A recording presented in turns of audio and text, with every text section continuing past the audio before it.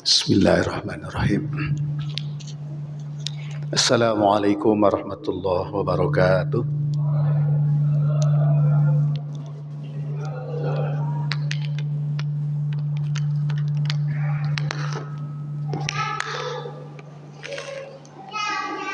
Bismillahirrahmanirrahim. Alhamdulillahirabbil alamin.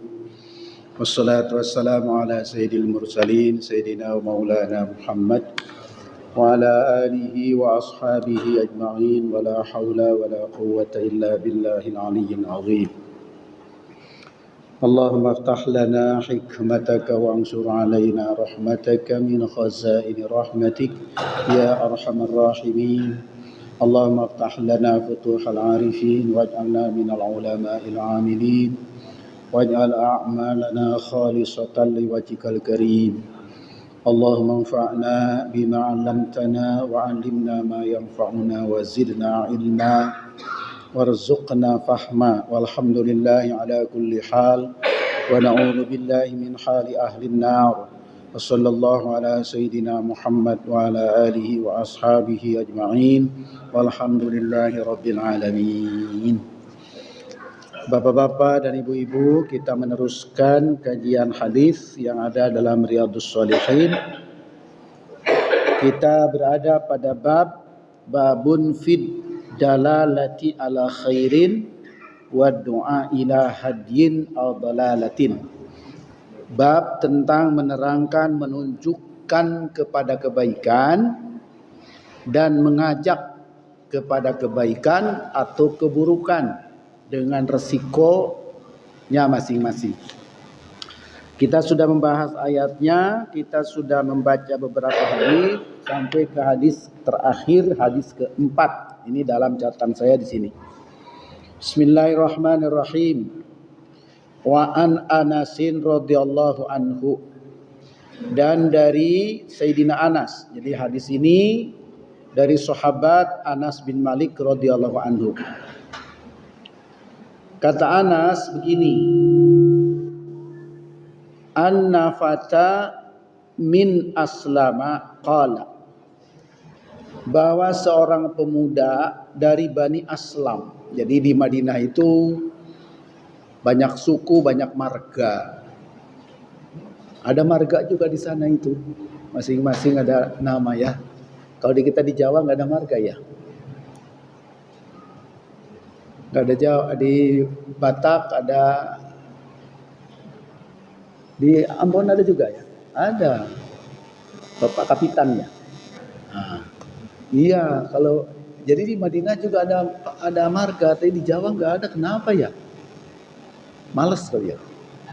Males itunya ya. Nah, kalau ada marga itu satu mempererat silaturahim, kedua memperjelas identitas. Ya, jadi tidak ada saling gugat soal marga ya. Tapi ya apa boleh buat, sudah begitulah adat kita, sudah jauh ya, sudah lama dari dulu mungkin. Setahu saya dari nenek saya nggak ada. Jadi di Madinah itu ada marga. Rasulullah misalnya Quraisy, Bani Muthalib, gitu. Jadi Quraisy dari keturunan Abdul Muthalib. Ini ada seorang pemuda dari Bani Aslam. Qala, itu pemuda berkata, ya Rasulullah, wahai Kangjeng Rasul, inni uridul ghazwa. Saya ingin atau saya bermaksud, berkehendak ikut perang. Karena waktu itu dibutuhkan pasukan memang untuk perang. Seorang pemuda dari Bani Aslam mengatakan, saya Rasul bermaksud ikut perang. Walaisa ma'i ma atajahharu bih. Walaisa, tapi tidak, ma'i pada diriku, ma sesuatu atahajjasu bihi, untuk perbekalannya. Saya ingin ikut ya Rasulullah, tapi saya tidak punya bekal sama sekali. Tidak punya kuda atau apa untuk kendaraannya, tidak punya baju besi, tidak punya pedang, tidak punya ongkos. Karena perang itu membutuhkan biaya juga. Tajhiz itu biaya. Saya tidak punya biayanya Rasulullah? Qala, maka Rasul menjawab, "I'ti fulanan." Kata Rasulullah, kamu datang tuh ke si fulan ya. Seseorang ya, fulan itu nama seseorang yang tidak atau terlupa namanya siapa. "I'ti fulanan," datang ke si fulan. Fa innahu qad kana tajahhaza. Dia sudah lengkap ongkosnya. Sudah lengkap perlengkapannya untuk perang. Famarido, lalu beliau sakit. Jadi tidak bisa berangkat karena sakit. Sementara persiapannya, perlengkapannya sudah cukup, sudah lengkap. Fa'atahu, maka orang pemuda itu datang sesuai dengan petunjuk Rasul ke pemuda yang punya biaya, yang sudah menyiapkan segala sesuatunya itu.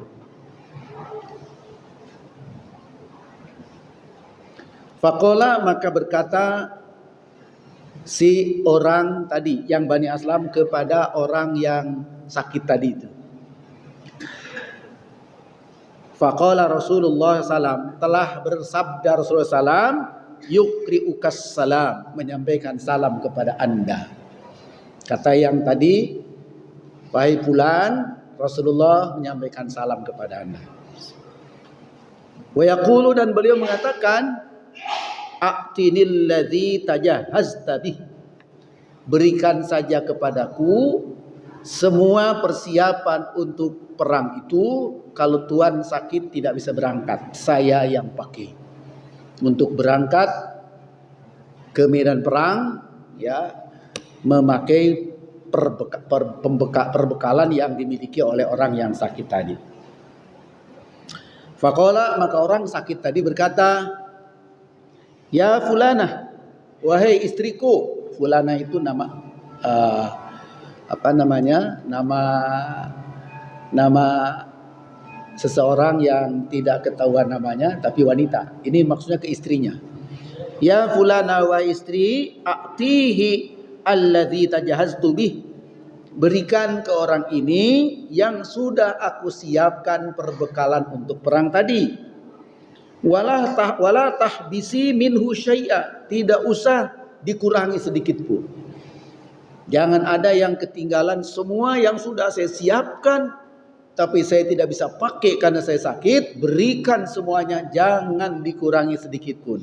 Wala tahbisi minhu syai'a, jangan kau kurangi sedikit pun dari perbekalan itu.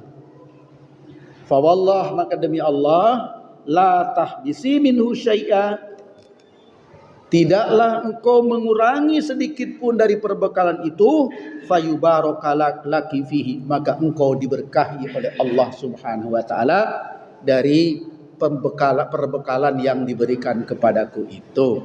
Rawahu Muslim. Nah, itu hadisnya pendek ya. Ini hadis ada di bab tentang ad-dalalatu 'alal khair, menunjukkan kepada kebaikan. Nah, jadi dari sini kasusnya apa? Orang tadi tidak bisa berangkat karena punya ongkos, nggak punya biaya. Oleh Rasul ditunjukkan tuh ke situ. Jadi Rasul menunjukkan, itu namanya menunjukkan kebaikan, memberi solusi. Ini kalau diperluas, apapun bisa, tidak harus persis begini kasusnya. Kasus lain, ada orang yang perlu bantuan, mentok dan sebagainya, lalu kita memberikan solusi. Itu adalah menunjukkan kepada kebaikan. Jadi Rasul memberi contoh, orang yang tidak bisa berangkat karena tidak punya biaya, oleh Rasul ditunjukkan kepada orang yang punya biaya sehingga bisa berangkat, dan dilakukanlah jihad fisabilillah yang baik tadi. Jadi ini bab tentang menunjukkan kepada kebaikan. Yang kedua, bisa diambil hikmah, suatu kebaikan, jika sesuatu kebaikan itu tidak mungkin dilakukan, bisa beralih kepada kebaikan lain. Sama-sama kebaikan. Gitu. Jadi yang tadi tidak bisa perang karena sakit, maka biayanya diberikan. Mengalihkan dari berjihad fisabilillah, langsung dirinya ke depan, maju ke medan tempur, dengan menafkahkan biayanya ke orang lain yang berangkat, mengalihkan dari satu kebaikan kepada kebaikan lain kalau kebaikan yang pertama tidak bisa dilaksanakan. Ini juga bisa diperluas maknanya ya, maka mohon maaf, dalam sanksi agama, kifarat atau fidyah itu suka ada pengalihan itu. Jadi kalau fidyah ini, kalau dendanya saum misalnya, kalau tidak saum maka kepada sedekah. Jadi itu mengalihkan dari satu kebaikan kepada kebaikan lain kalau memang kebaikan pertama tidak ada. Jadi pintu kebaikan dalam Islam terbuka luas. Jadi yang kasus yang tadi itu tidak mentang-mentang tidak ada, ya sudah saya diam aja. Orang nggak ada, ditanya kenapa nggak berangkat, nggak punya ongkos. Ternyata Islam tidak mengajarkan sependek gitu pikiran. Kalau punya cita-cita tinggi, ada ikhtiar. Beliau tidak punya ongkos, tidak punya biaya, ternyata disampaikan ke Rasulullah. Rasulullah memberi solusi. Nah, jadi itu cara bermasyarakat antar kita itu, saling bantu-membantu, saling menunjukkan kepada solusi yang baik. Jadi ini kira-kira itulah maknanya ya. Kemudian tidak dikurangi sedikit pun bekal itu, menunjukkan memang niatnya betul-betul untuk jihad fisabilillah. Maka seluruh yang dipersiapkan untuk jihad ya pakai untuk jihad. Nah, saya di sini jadi mikir ya. Kemarin nih musim kurban. Soal amanah nih. Orang nitip duit sama kita untuk kurban. 4 juta, 5 juta. Ternyata hewannya lebih murah. Ada selisih. Nah, kira-kira selisihnya kemana? Kalau ini, tapi kalau teman saya malah bukan selisih Pak Ustadz, nombok. Kami usaha itu nombok bolak-balik ke peternakan dan sebagainya, ongkos nombok Pak Ustadz. Ya sudahlah, nombok itu amal soleh. Kalau ada lebih, nah kemana lebihnya itu? Dikembalikan atau diapakan? Nah, jadi ini soal amanah. Saya ambil contoh hadis ini. Ternyata Rasul pesan yang sudah disiapkan untuk biaya jihad fisabilillah seluruhnya pakai jihad fisabilillah sesuai dengan peruntukannya. Karena ada kalimat di dalam hadis tadi itu, wala tahbisi minhu syai'a. Jangan ditahan, jangan dikurangi sedikit pun. Kalau memang itu tujuannya untuk jihad, seluruhnya untuk jihad, tidak untuk yang lain. Kalau menyimak hadis tadi. Jadi kalau ada orang nitip kurban, uangnya 4 juta, dari 4 juta ternyata 3 juta 600 sudah bisa bagian dari sapi. Lalu ada 200 atau 300 ribu untuk biaya pemeliharaan. Lalu lagi untuk ongkos itu ini pas. Nah, nggak apa-apa, memang untuk kepentingan kurban. Tapi kalau ada saldo lebihnya, nah ini kita jadi bertanya-tanya, sebaiknya gimana? Karena peruntukannya beralih. Peruntukan untuk kurban ada selisih, lalu dipakai untuk yang lain. Maka kemarin saya pernah mengatakan, boleh nggak masukkan kas masjid? Saya bilang kayaknya beralih nih peruntukannya nih. Mereka tujuannya kurban kok jadi nyumbang masjid gitu. Walaupun dua-dua juga kebaikan. Tapi peruntukannya adalah hewan kurban. Maka kemarin saya sampaikan usul saya, tolong secara transparan sampaikan lagi kepada mereka yang nitip itu, ada saldo sekian, mau kemana? Mau dialihkan kemana? Karena pada dasarnya itu titipan mereka. Kalau semua kebutuhan pembelian hewan, kebutuhan operasional tercover semua, ada sisa dana titipan orang itu, kemanakan itu sisa? Saya berpendapat untuk bersihnya, maka tanyakan kepada para penitip itu, mau dikemanakan itu selisihnya. Kalau kata penitip, ya sudah Pak, untuk makan-makan aja panitia, udah sah makan-makan panitia. Udahlah sedikit mah masukin kas masjid aja dah. Itu hak itu dari si penitip tadi, si orang yang kurban tadi. Selisihnya, kalau ada selisih, itu beres sudah. Kalau sudah pemberi amanatnya mengungkapkan akan seperti itu. Tapi kalau belum ada ungkapan apa-apa, ini agak subhat nih, tidak jelas. Nanti resikonya apa? Besok lusa atau kemudian sampailah berita, harga sapi nggak segitu tuh Pak. Itu untung itu panitia. Kan jadi bahan omongan. Untung tuh panitia tuh kipas-kipas tuh, harga sapi nggak segitu. Misal nih, itu kan jadi fitnah. Tapi kalau disampaikan ini harga sapi sekian, operasi sekian, ternyata Bapak memang ada sisa uangnya. Terserah Bapak mau kemana sisa ini. Mau Bapak ambil silahkan. Bapak mau sedekah ke masjid bisa. Mau dibagikan saja kepada orang-orang, terserahlah, pokoknya hak Bapak itu. Nah, saya kira transparansi seperti itu akan selesai. Jadi saya coba mencocokkan dengan hadis ini. Orang yang sudah menyiapkan biaya untuk perang sekian dinar mungkin, tapi dia sakit, maka Rasul suruh itu yang sekian dinar untuk tajhizul sabilillah itu, untuk biaya perang itu, berikan kepada orang yang bisa berangkat, tidak usah dikurangi. Kalimatnya la tahbisi minhu syai'a, jangan dikurangi sedikit pun. Kalau tidak dikurangi, fayubaraka laki fihi, maka Allah memberkahi itu. Jadi betul-betul ibadahnya sempurna. Walaupun tidak ikut berangkat, tapi dananya lengkap dipakai untuk biaya itu, maka dapat pahala seperti orang yang berangkat juga. Nah, ini dari sisi amanah ya, dari sisi peruntukan tadi. Sejak awal niatnya ke situ, berarti peruntukannya. Nah, ketika berubah peruntukan, nampaknya harus ada kejelasan niat dari masing-masing. Nah, inilah tuan-tuan terhormat, sekelumit yang coba saya simpulkan dari hadis keempat, bab ad-dalalatu ala khairin wa du'a'u ila hadyin aw dalalatin, itu judul babnya. Bapak yang terhormat, selesai bab itu masuk ke bab yang baru. Babun fit ta'awuni alal birri wat taqwa. Bab berikutnya menerangkan tentang ta'awun. Apa ta'awun ya Pak? Ada masjid di puncak namanya At-Ta'awun ya. Pernah ke sana?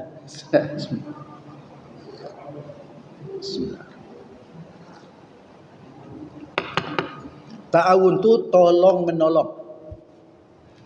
Awana, ya ta'awanu, muta'awunan. Ta'awun itu tolong menolong. Jadi ada interaksi dua pihak. Tolong menolong, kita menolong atau orang lain menolong kita. Ta'awun, tolong menolong. Bab tentang tolong menolong alal birri, pada kebajikan, wat taqwa, dan dalam ketakwaan. Jadi urusan dalam hal kebajikan dan takwa, ternyata kita diperintahkan untuk saling tolong menolong. Sebetulnya yang tadi juga termasuk itu. Rasulullah menolong orang yang mau jihad, nggak punya ongkos, nggak punya biaya. Ternyata ditunjukkan itu termasuk tolong menolong juga ya. Nah, ini secara khusus dimulai dengan ayat Al-Quran. A'udzubillahi minasyaitonirrajim. Wa ta'awanu 'alal birri wat taqwa. Wa ta'awanu, hendaklah kalian tolong menolong, 'alal birri, pada kebajikan, wat taqwa, dalam ketakwaan. Kebajikan itu apa? Ya, apa saja yang baik-baik yang dapat ridho Allah Subhanahu wa taala itu bir. Kalau takwa apa? Nah, takwa lebih khusus lagi, menjalankan perintah Allah, meninggalkan larangannya. Jadi mungkin bir itu bisa lebih luas ya cakupannya daripada takwa. Tapi takwa sendiri menjadi sikap terbaik kita terhadap Allah, yaitu melaksanakan perintahnya, meninggalkan larangannya.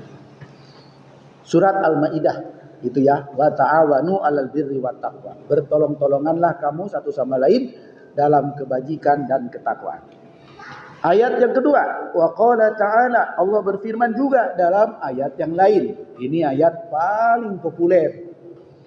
Wal 'ashri innal insana lafi khusrin illal ladzina amanu wa amilus solihati wa tawasaw bil haqqi wa tawasaw bis sabri.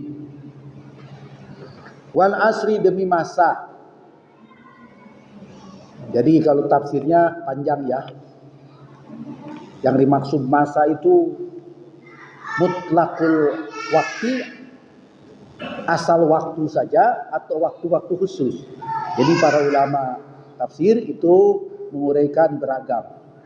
Ada mengatakan waktu asar, ada mengatakan masa kerasulan Nabi Muhammad, disebut wal asri juga ya. Ada secara umum setiap waktu itu asri. Jadi yaitu banyak tafsirnya. Tapi intinya menuju kepada waktu. Kebetulan kita ada di awal tahun. Itu kita diingatkan kepada soal waktu demi waktu. Ini juga boleh dalam renungan tahun baru, akhir tahun atau tahun baru, merenungkan surat wal asri. Demi masa.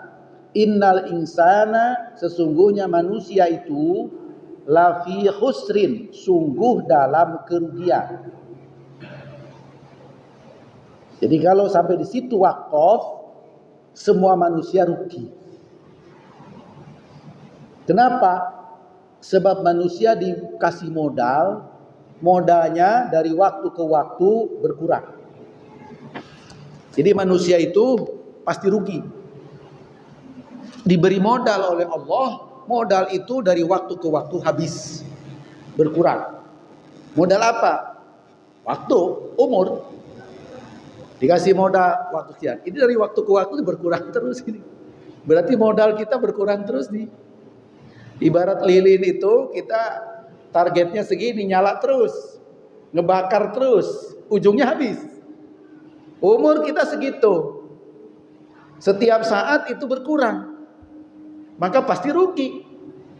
Innal insana lafi khusrin. Soal waktu. Soal apa lagi? Soal apa ya? Soal keperkasaan. Kita ini perkasa kalau masih muda ya. Kalau masih muda perkasa ya. Makin lama makin goyang-goyang gitu. Cekot-cekot gitu. Mau bangun juga sempoyongan dan sebagainya. Itu berkurang. Memang dari waktu ke waktu berkurang itu. Ya, jadi saya baca di medsos banyak sekali ya. Jadi manusia itu tidak bisa dilawan. Memang makin lama makin tua. Tua itu tidak bisa dilawan. Akhirnya meninggal juga. Secara fisik katanya yang paling umum mulai berkurang adalah kemampuan kaki. Ya ada, saya baca medsos ya. Kemampuan kaki.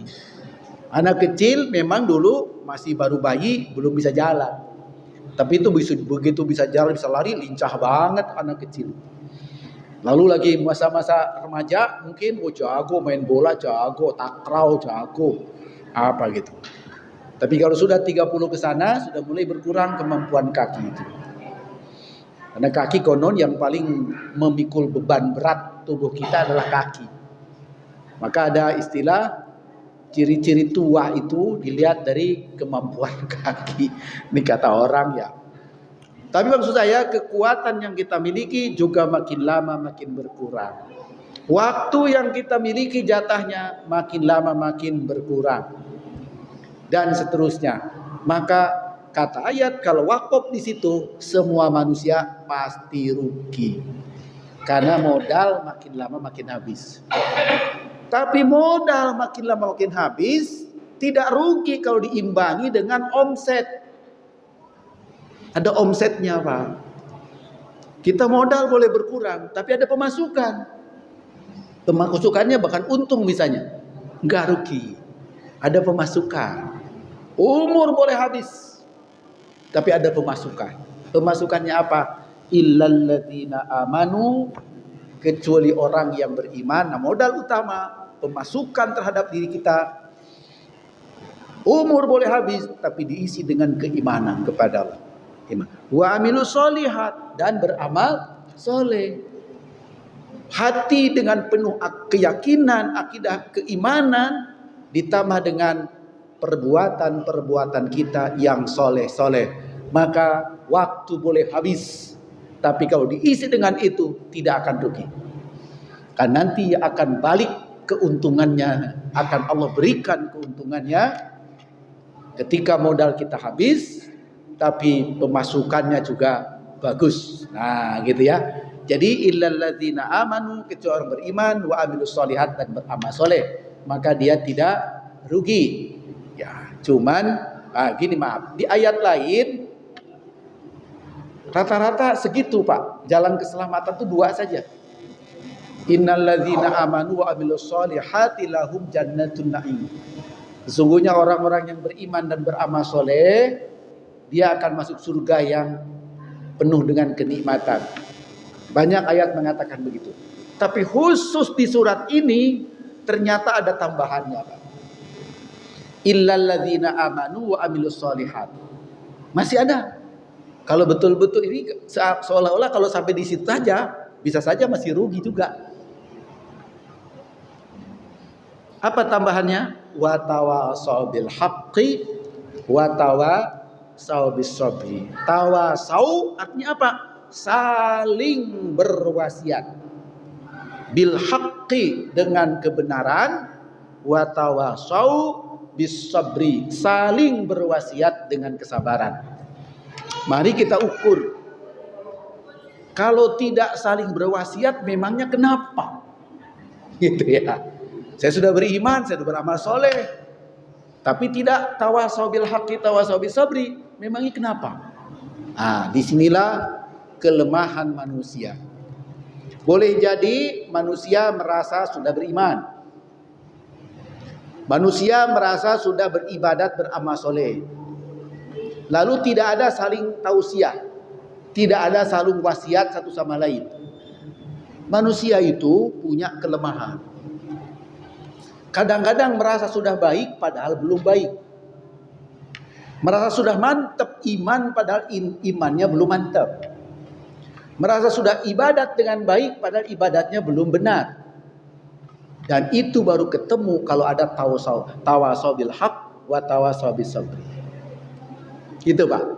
Ya, sebetulnya secara prinsip udah cukup itu, asal benar aja, imannya benar, amal solehnya benar. Tapi untuk benar itu manusia dibutuhkan satu sama lain saling kontrol, saling wasiat. Mohon maaf, pengajian termasuk tawasau bil haqqi wa tawasau bis sabr.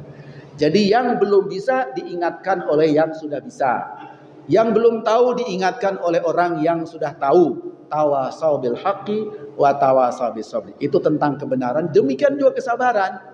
Karena manusia membutuhkan ketekunan, kesabaran dan sebagainya. Maka saling berwasiat itu akan menghasilkan iman dan amal soleh yang terbaik, yang benar dan baik, diharapkan demikian. Jadi itu ternyata di situ ada kunci. Tetapi soalnya itu hubungan sesama kita. Kalau iman amal soleh bisa saja hubungan dengan Allah. Tapi sama kita ada, jangan lupakan, satu sama lain harus rajin saling berwasiat.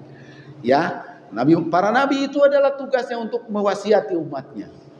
Ya, sehingga umatnya bisa terbimbing ke jalan yang baik. Lalu di antara para umatnya, Rasul Allah perintahkan satu sama lain saling berwasiat kepada kebaikan dan kepada kebenaran dan berwasiat dalam kesabaran. Jadi di situ kuncinya, ya. Jadi belum cukup kita merasa sudah baik iman, baik amal soleh, ya, sebab boleh jadi kemampuan kita menilai diri kita sendiri lemah atau tidak bisa sempurna. Maka orang yang saling menasihati akan menutup kekurangan kita. Ya, kekurangan kita akan terisi oleh saling mewasiatin satu sama lain. Maka tawasau itu adalah interaksi dari dua pihak, ya. Nah, kira-kira itulah surat pendek yang sangat terkenal, hampir semua umat Islam hafal, ya. Selain surat Qul hafal juga surat ini. Qala al-Imam Asy-Syafi'i rahimahullah. Berkatalah Imam Asy-Syafi'i rahimahullah, kalaman maknahu innan nasa aqra'u aktsaruhum fi ghaflatin an tadabburi hadhihi surah. Imam Asy-Syafi'i mengatakan satu perkataan yang maknanya sesungguhnya manusia atau mayoritas manusia fi ghaflatin dalam kelalaian an tadabburi hadhihi surah dari mentadaburkan surat ini. Sinyalemen yang disampaikan oleh Imam Asy-Syafi'i, banyak umat manusia tidak mentadaburkan surat ini. Boleh jadi soal watawasau bil haqqi watawasau bis sabrinya itu. Sejauh mana itu pentingnya kita melaksanakan tawasau bil haqqi watawasau bis sabri. Itu akan menjadi menyempurnakan iman dan amal soleh. Nah, tanpa itu agak dikhawatirkan tidak bisa menyempurnakan iman dan amal soleh tanpa watawasau bil haqqi watawasau bis sabri. Sinyalemen Imam Asy-Syafi'i, banyak orang tidak perhatian terhadap surat ini. Saudara, kita masuk kepada kepada hadis. Satu, wa an Abi Abdurrahman Zaid bin Khalid Al-Juhani radhiyallahu anhu qala Nabiullah sallallahu alaihi wasallam man jahaza ghazian fi sabilillah faqad ghaza wa man khalafa ghazian fi ahlihi bi khairin faqad ghaza, muttafaqun alaih. Masih bicara tentang keutamaan pahala berperang fi sabilillah. Kata Kanjeng Nabi, riwayat dari Abi Abdurrahman Zaid bin Khalid Al-Juhani, kata Kanjeng Nabi, man jahaza ghazian, barang siapa yang menyiapkan biaya untuk perang fisabilillah, faqad ghaza, dia sama dengan telah ikut berperang. Jadi sama dengan yang tadi ya. Dia tidak bisa perang, tapi bisa membiayainya. Membiayainya sama dengan ikut berperang, kata Rasulullah, pahalanya. Wa man khalafa ghazian fi ahli, barang siapa yang tidak ikut perang tapi menjaga kepentingan orang yang berangkat perang. Misalnya yang berangkat perang itu punya anak kecil, kita urusin anak kecilnya, misalnya gitu ya. Itu namanya tinggal ngurusin kepentingan ahlinya. Dia mau ikut berjuang berperang fisabilillah, tapi di rumahnya nggak ada yang ngejagain, dijagain sama kita rumahnya, kepentingan dia. Misalnya dengan cara baik, faqad ghaza, maka yang mendukung seperti itu juga pahala perang juga. Jadi berarti tolong menolong dalam kebaikan itu semuanya dapat pahala kebaikan. Ya, tapi jangan aku mah nggak berangkat, aku ngebiayain doang, pada siap sanggup berangkat. Itu harus dihitung-hitung dulu. Ini karena memang malas atau memang dia tidak mungkin berangkat. Beda lagi lah niat. Kalau niat orang malas ya. Nah, orang karena halangan tertentu hanya bisa membiayai, dapat pahala. Karena suatu hal tidak bisa, karena hanya menjaga hak hartanya yang harus dijaga, itu juga termasuk telah ikut serta dalam kebaikan berperang fisabilillah. Itu Rasul menunjukkan bahwa ini sesuai dengan judul, wa ta'awanu 'alal birri wat taqwa, tolong menolong dalam kebaikan ya. Karena yang membiayai sama dengan menolong, yang menjaga kepentingannya sama dengan menolong. Demikian juga Bapak bisa kiaskan hal-hal lain dalam hal tolong menolong itu ya. Itu hadis Rasulullah pertama. Hadis yang kedua, wa an Abi Sa'id Al-Khudri radhiyallahu anhu anna Rasulullah ba'atsa ba'san ila Bani Lihyan min Hudailin faqala liyamba'iz min kulli rajulain ahaduhuma wal ajru bainahuma, rawahu Muslim. Dari Abi Sa'id Al-Khudri radhiyallahu anhu anna Rasulullah SAW mengutus suatu utusan ke Bani Lihyan min Hudail, berangkat dari tempat Hudail. Faqala Rasul bersabda, liyamba'iz min kulli rajulain ahaduhuma. Beliau menyiapkan pasukan untuk berperang fisabilillah. Rasul datang ke satu suku, Bani Lihyan. Kalian para pemuda Setiap 2 orang, 1 orang mesti berangkat. Kata Rasulullah, setiap 2 orang, liyam ba'ith min kulli rajulain ahaduhuma. Setiap 2 orang pemuda, 1 mesti berangkat ikut perang. Nah, kemudian wal ajru bainahuma. Yang tidak ikut berangkat tetap bertugas di sini, pahalanya sama. Ternyata pahalanya sama. Jadi siapa yang berangkat dan siapa yang berjaga di sini, dua-duanya dapat pahala yang sama. Tadi asar saya ngisi pengajian di ibu-ibu Majirin, ya. Jadwal rutin saya. Ketemu di satu ayat surat At-Taubah ayat 122. Ini mirip-mirip nih. Kita sudah kalau nggak salah itu. Sudah apa belum ya? At-Taubah 122 belum ya? Oh belum ya. Jadi itu ayat 120, 121 itu bicara tentang keutamaan berperang fisabilillah. Ayat 122 cukup menarik. Karena riwayatnya begini. Karena ada ayat-ayat yang menerangkan betapa besar pahala Allah bagi yang berperang di jalan Allah. Bahkan dikatakan di ayat itu, Pak, kalau berangkat perang merasakan lapar, laparnya dapat pahala. Sedang berangkat hausnya dapat pahala. Berangkat melewati sungainya dapat pahala. Naik bukitnya. Itu semua disebut oleh ayat Quran tentang pahalanya orang berjihad fisabilillah. Lalu ditutup dengan Allah tidak menyia-nyiakan pahala bagi orang yang berbuat baik. Ayat itu begitu, 120, 121. Karena itu maka orang-orang ternyata kepingin jadi pasukan semua. Di Madinah orang pada daftar. Saya siap Rasul, semua bergerombol mau berangkat semua untuk jihad fisabilillah. Turunlah ayat, wa ma kana lil mu'minin ayyamfiru kafah. Tidak bagus kalau berangkat semua. Falaula nafaru min kulli firqatin liyatafaqahu fiddin.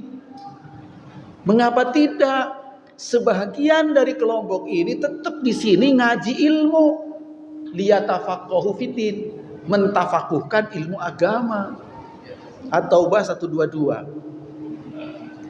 Ketika diminta pasukan untuk perang, banyak orang daftar untuk pasukan perang sampai hampir seluruhnya mau siap. Ternyata oleh Al-Quran dibatasi. Walaupun itu perjuangan yang sangat mulia, sangat besar pahalanya, tahan, jangan semuanya. Mesti tetap ada yang ngaji di sini. Dia tafaqahu fiddin. At-Taubah 122, Bapak boleh buka nanti. Nah, untuk apa?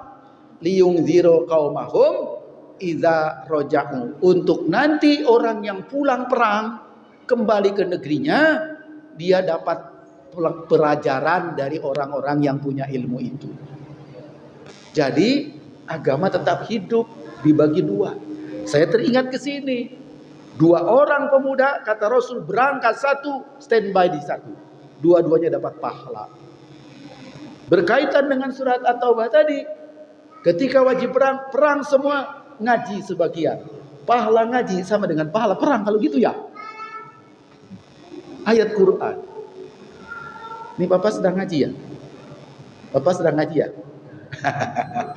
Mudah-mudahan Allah mencatatkan kita sedang beramal soleh beribadah baik ya.